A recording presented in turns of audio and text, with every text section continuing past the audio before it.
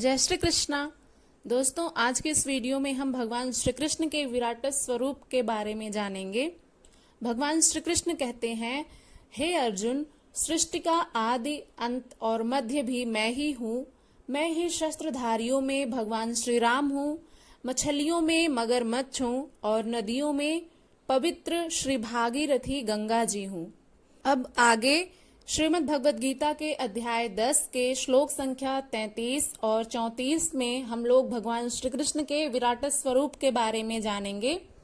अब अगले श्लोक में भगवान श्री कृष्ण क्या कहते हैं उसको ध्यान पूर्वक सुनिएगा। अक्षराणामकारोऽस्मि द्वन्द्वः सामासिकस्य च अहमेवाक्षयः कालो धाताहम विश्वतो मुखः।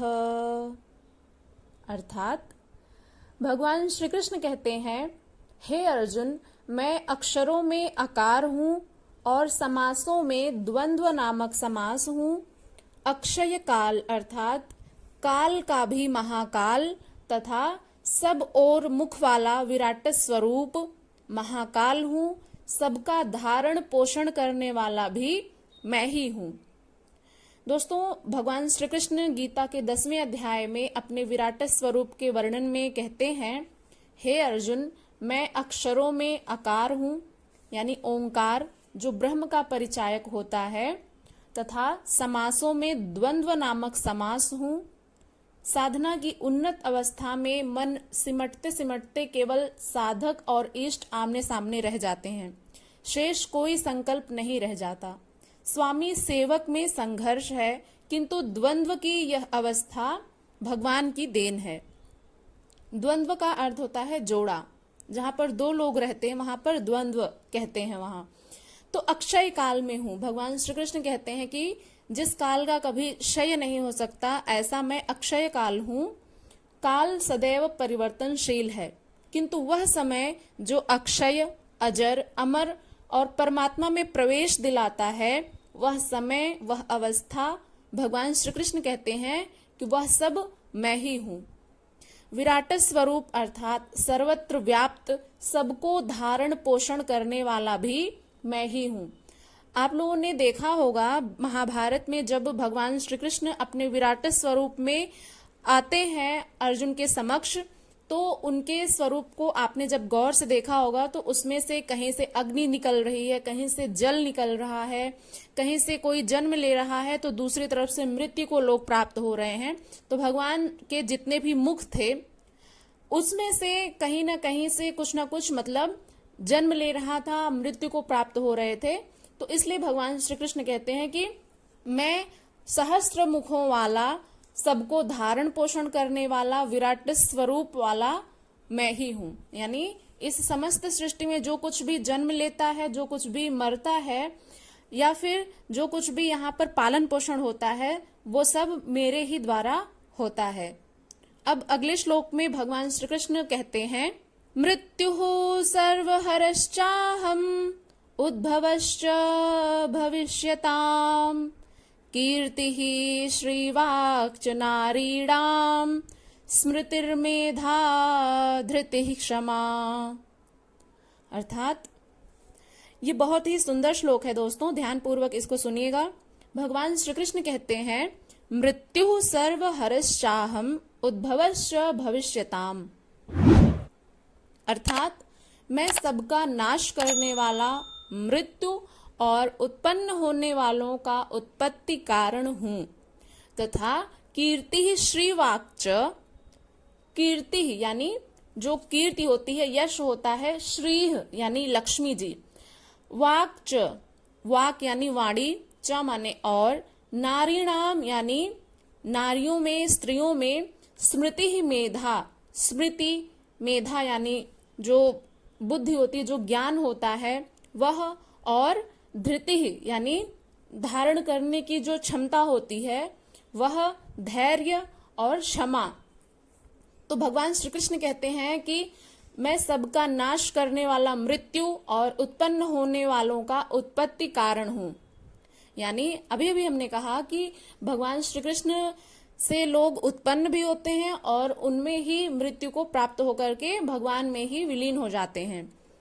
अब आगे भगवान श्री कृष्ण कहते हैं कि कीर्ति ही श्री वाक् च नारीणाम स्मृतिर्मेधा धृति ही क्षमा, यानी मैं स्त्रियों में कीर्ति हूँ। स्त्रियों में जो यश होता है वह कीर्ति, वह यश मैं हूँ।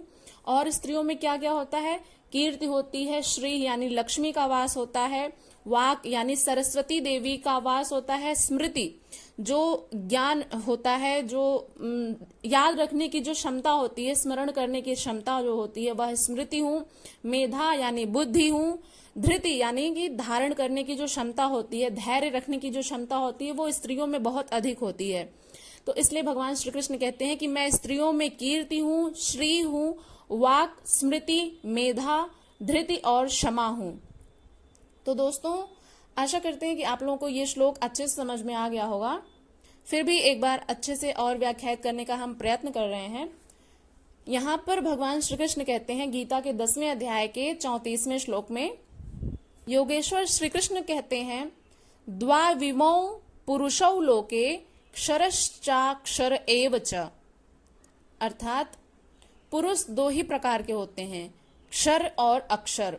संपूर्ण भूतादिगों की उत्पत्ति यानी समस्त जितने भी प्राणी हैं उनकी उत्पत्ति और विनाश वाले ये शरीर क्षर पुरुष हैं। क्षर यानी नष्ट प्राय जो होते हैं। ये नर, मादा, पुरुष अथवा स्त्री कुछ भी कहलाएं, श्री कृष्ण के शब्दों में पुरुष ही हैं। तो इसलिए जो भूतादियों की उत्पत्ति और विनाश वाले हैं ये शरीर क्षर पुरुष हैं। अब यहाँ पर पुरुष से केवल मेल को नहीं इंडिकेट किया जा रहा है, यहाँ पर भगवान श्री कृष्ण का तात्पर्य नर, मादा, इससे आप नर को भी समझ सकते हैं, मादा को भी, पुरुष अथवा स्त्री कुछ भी इस पुरुष शब्द से कहलाएं, लेकिन यहाँ पर भगवान श्री कृष्ण ने क्षर पुरुष कहा है। अब आगे दूसरा है अक्षर पुरुष। उसमें जो कूटस्थ चित्त के स्थिर काल में देखने में आता है, यही कारण है कि इस योग पथ में जो स्त्री पुरुष सभी समान स्थिति के महापुरुष होते आए हैं, किंतु यहाँ स्मृति, शक्ति, बुद्धि इत्यादि स्त्रियों के ही गुण बताए गए हैं। क्या इन सद्गुणों की आवश्यकता पुरुषों के लिए नहीं है? इस प्रकार का प्रश्न उठ सकता है।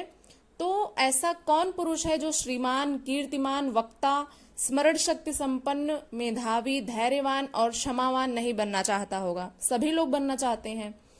तो यहाँ पर भगवान श्री कृष्ण ने केवल स्त्रियों के बारे में ही ऐसा क्यों कहा कि स्त्रियों में जो स्मृति होती है, मेधा होती है, जो धैर्य रखने की क्षमता होती है, वह सब मुझसे ही होता है, मैं ही उनमें निवास करता हूँ। तो यहाँ पर बौद्धिक स्तर पर कमजोर लड़कों में इन्हीं गुणों का विकास करने के लिए माता पिता पढ़ाई की अतिरिक्त व्यवस्था करते हैं। यहाँ कहते हैं कि ये लक्षण केवल स्त्रियों में पाए जाते हैं। ये गुण अर्जुन में भी थे, जबकि अर्जुन तो पुरुष थे। युद्ध के आरंभ में ही वह पीछे हट गए। भले ही शस्त्रधारी कौरव मुझे मार डालें, हे गोविंद, मैं युद्ध नहीं करूंगा, इस प्रकार से अर्जुन का वक्तव्य होता है। और इस पर भगवान श्री कृष्ण कहते हैं कि हे अर्जुन, यदि तुम इस समय धर्ममय युद्ध को नहीं करोगे तो स्वधर्म, कीर्ति और अपने यश को खो करके पाप को ही प्राप्त करोगे। तुम्हारे जो वैरी लोग हैं वे तुम्हारी अपकीर्ति का दीर्घ काल तक गायन करेंगे। वे तुम्हें कायर पुरुष के नाम से जानेंगे। माननीय पुरुष के लिए अपकीर्ति मृत्यु से भी बढ़कर होती है। यहाँ पुरुष के लिए भी कीर्ति आवश्यक बताया गया है। गीता के समापन पर संजय ने निर्णय दिया है कि जहाँ योगेश्वर श्री कृष्ण है, धनुर्धर पार्थ है, वहीं श्री है। जब हम लोग गीता के अंतिम अध्याय के अंतिम श्लोक को पढ़ेंगे तो वहां पर ये श्लोक आता है, जिसका अर्थ यह है कि संजय कहते हैं कि जहां पर श्री कृष्ण है, जहां पर धनुर्धारी पार्थ हैं, वहीं पर श्री है, यानी लक्ष्मी वहीं पर निवास करती है, वहीं पर विजय है, वहीं पर विभूति और अचल नीति है। ऐसा मेरा मत है, ऐसा संजय का वक्तव्य होता है। अब यहाँ पर कीर्ति, श्री, विभूति ये गुण तो नारियों के हैं, तो अर्जुन के साथ कैसे हो सकता है, ये प्रश्न उठ सकता है। तो अध्याय 15 में भगवान श्री कृष्ण कहते हैं कि सर्वस्य चाहम हृदय सन्निविष्टो मत्तः स्मृतिर ज्ञानम मोहनम च। हे अर्जुन, मैं सबके हृदय में समाविष्ट होकर के सदा निवास करता हूँ। बुद्धि, स्मृति, ज्ञान, वास्तविक जानकारी और विकारों से अलग रहने की क्षमता मेरी ही देन है। वस्तुतः मानव की चित्तवृत्ति ही नारी है। यहाँ पर जो लोग नारी को कमजोर समझते हैं, अबला समझते हैं, उनको विशेष रूप से यह गीता का श्लोक अवश्य ही पढ़ना चाहिए। यहाँ पर भगवान श्री कृष्ण नारियों के बारे में क्या कहते हैं उसको गौर से सुनिएगा। वस्तुतः मानव की चित्तवृत्ति ही नारी है। शरीर तो वस्त्र मात्र है। स्त्री, पुरुष, नपुंसक इत्यादि शरीर की आकृतियां हैं, स्वरूप की नहीं, क्योंकि आत्मा सब में एक जैसी ही है। शरीर के अंतराल में चित्तवृत्ति प्रकृति की ओर स्वयमेव ही प्रवाहमान है। इन वृत्तियों में ईश्वरीय भाव, स्मृति, मेधा, धैर्य, क्षमा इत्यादि गुण भगवान से ही प्रसारित होते हैं। इन गुणों द्वारा मानव लोक में समृद्धि और परम श्रेय के पथ को प्रशस्त करता है। ये जो गुण पाए जाते हैं, स्मृति, मेधा, धैर्य, क्षमा इत्यादि, इन गुणों द्वारा मानव जो है वो इस संसार में समृद्धि को और परम श्रेय के साथ पथ को प्रशस्त करता है। इन गुणों को धारण करना स्त्रीलिंग और पुल्लिंग सबके लिए उपयोगी है, जो कि मुझसे होते हैं। भगवान श्री कृष्ण कहते हैं कि ये सब गुण मुझसे ही उत्पन्न होते हैं। तो आशा करते हैं आप लोगों को ये दोनों ही श्लोक बेहद ही अच्छे तरीके से समझ में आ गया होगा। हमने पूरा प्रयत्न किया है आपको समझाने का। दोस्तों, यहाँ पर किसी भी शब्द का अर्थ यदि आपको समझ में ना आया हो, कहीं पर भी कोई समस्या हो, तो आप लोग निसंदेह पूछ सकते हैं। और रोज गीता के श्लोकों का अध्ययन किया करिए, भले ही स्वाध्याय करिए, वीडियोज को देखिए, पढ़िए और समझने का प्रयत्न करिए कि श्लोक के अर्थ क्या कहते हैं। भगवान श्री कृष्ण हम सबसे गीता में क्या कह गए हैं, इनको समझने का प्रयत्न करिए और हम पूरा प्रयास करते हैं आप लोगों को समझाने का। आशा करते हैं कि आपको ये वीडियो पसंद आई होगी। पसंद आई हो तो इसे लाइक करके, चैनल को सब्सक्राइब करके बेल आइकन को प्रेस कर लीजिएगा, ताकि आने वाली हर वीडियो की नोटिफिकेशन सबसे पहले आप तक पहुंचे। और इस वीडियो को ज्यादा से ज्यादा लोगों तक शेयर भी करिएगा। मिलते हैं अगली वीडियो के साथ, तब तक के लिए अपना ध्यान रखिएगा। इसी तरह से ज्ञान अर्जन करते रहिए। हरे कृष्ण।